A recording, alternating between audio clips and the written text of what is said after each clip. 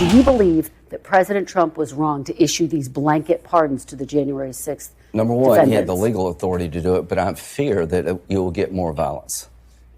Pardoning the people who went into the Capitol and beat up a police officer violently, I think was a mistake, because it seems to suggest that's an okay thing to do.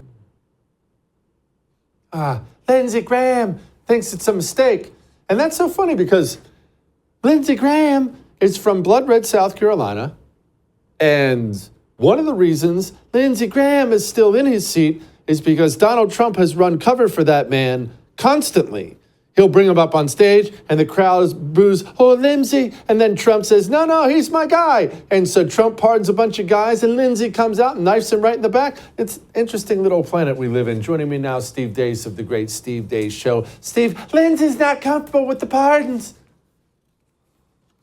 Really, I mean, the take, Jesse, just the take is just another take by Lindsey Graham, who should have been taken out politically many a moon ago. But you're right. He has managed his way to survive, to parasitically attach himself to Trump.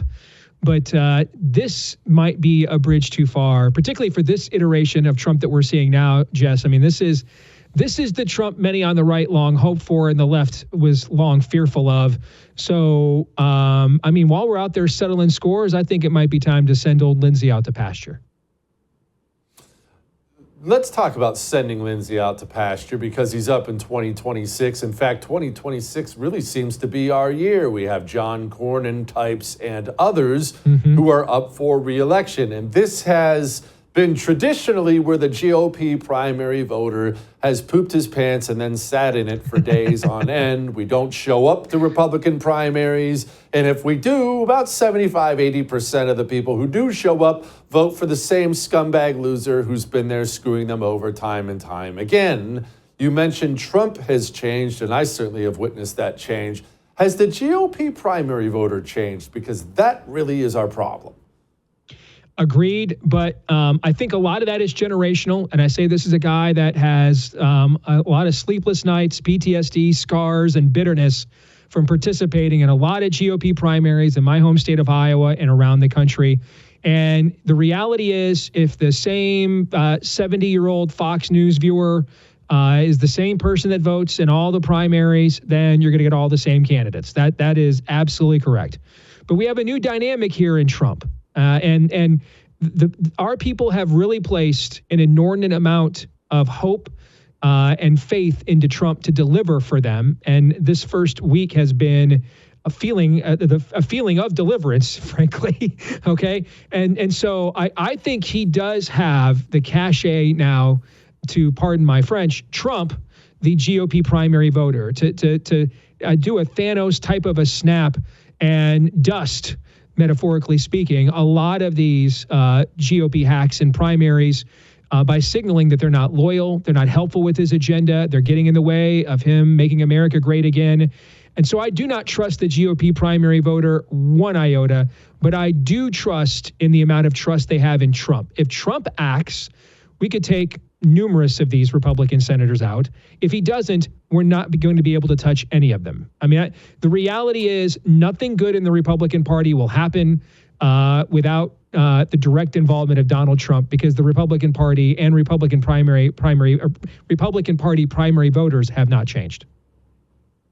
Okay, so do we have any indication of which way Trump is leaning? Because to be completely fair and nice as humanly possible, historically, he has been embarrassing to the point of disastrous when it comes to primary endorsements. He endorses, I mean, I don't even know what thought process goes into half of this. He endorses guys who screw over his own agenda.